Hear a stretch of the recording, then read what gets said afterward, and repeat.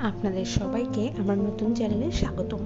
আজকের ভিডিওতে কিছুদিন আগে শেষ হওয়া কোরিয়ান ড্রামা কুইন অফ টেয়ার্সের প্রথম পর্বের সম্পূর্ণ কাহিনীটি সংক্ষিপ্ত আকারে তুলে ধরার চেষ্টা করব, যাতে করে আপনারা খুব সহজেই বুঝতে পারেন যে ড্রামাটি আপনারা দেখবেন কিনা বা আপনাদের টেস্ট পারের সাথে মিলে কিনা।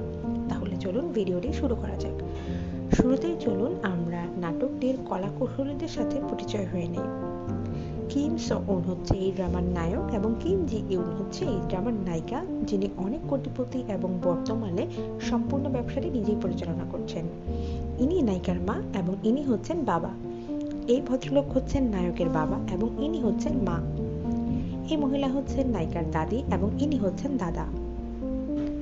ইনি হচ্ছেন ফুফু এবং এরা হচ্ছেন যথাক্রমে ভাই ও ভাবি। ইনি হচ্ছেন চাচু। এই হচ্ছে নায়িকার ফুল ফ্যামিলি এবং এই হচ্ছে নায়কের ফুল ফ্যামিলি। এরা হচ্ছে নায়কের ফ্রেন্ড এবং এরা যারা নাটকের একটি অপরিহার্য অংশ, যাদেরকে ছাড়া নাটক একদমই চলে না। ঠিকই ধরেছেন, তারা হচ্ছে ভিলেন, যাদের কাজই হচ্ছে হিরো হিরোইন মানে লিড রোলকে আলাদা করা, কিন্তু আসলে তারা আলাদা না করে আরো ক্লোজলি নিয়ে আসে। এখন নাটকের মূল পটভূমিতে যাওয়া যাক। শুরুতে আমাদের মেন লিড অর্থাৎ নায়ক এবং নায়িকার বিয়ে দিয়ে নাটক শুরু হয়, আর অন্য সব হ্যাপি কাপলের মতোই তাদের জীবন শুরু করে। কিন্তু 3 বছর পর তাদের হ্যাপি লাইফ আর হ্যাপি থাকে না। বর্তমানে দুজন দুই মেরুর বাসিন্দা, একজন আরেকজনকে সহ্য করতে পারে না।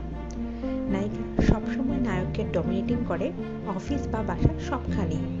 নায়ক যেহেতু নায়িকাদের বাসাতেই থাকে, তার কাজই হচ্ছে নায়িকাদের ফুল ফ্যামিলির যাবতীয় ঝামেলা মেটানো, কারণ নায়ক উকিল। একে তো নায়িকার ফ্যামিলি অনেক কোটিপতি, তাই নায়কের নিজের কোনো ডিসিশন নিতে পারে না তো কোনো কাজের ব্যাপারে। তার উপর নায়িকার ফুল ফ্যামিলিতে অনেক সমস্যা, যার সমাধানে নায়কের প্রতিনিয়তই ব্যস্ত থাকতে হয়। এইসব কারণে নায়ক ডিপ্রেশনে পড়ে যায় এবং তার ডিপ্রেশনের কথা বলতে গিয়ে বন্ধুদের সাথে কেঁদেই ফেলে।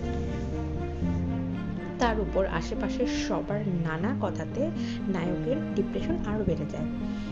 এই সমস্যা সমাধানে নায়ক ডক্টরের কাছে যায় কাউন্সেলিং এর জন্য, বাট কোনো সমস্যার সমাধানই হয় না। এক পর্যায়ে নায়ক ডিভোর্স দেওয়ার ডিসিশন নেয়। যেদিন নায়ক নায়িকাকে ডিভোর্সের কথা বলতে যাবে, তখনই আসলে নাটকের টুইস্ট শুরু হয়।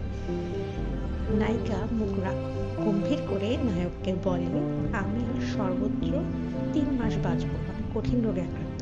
কথাটি শুনে নায়ক আকাশ থেকে পড়ে। নায়িকাকে বোঝানোর ট্রাই করে এবং সে তার ডিভোর্স দেওয়ার ডিসিশন চেঞ্জ করে ফেলে এবং এর মাধ্যমে প্রথম পর্বটি শেষ হয়। এতক্ষণ আমরা ভিডিওটি দেখে কেমন লাগলো অবশ্যই আমাকে জানাবেন। ভালো লাগলে ভিডিওটি লাইক, কমেন্ট এবং শেয়ার করবেন এবং চ্যানেলটি অবশ্যই সাবস্ক্রাইব করে দেবেন।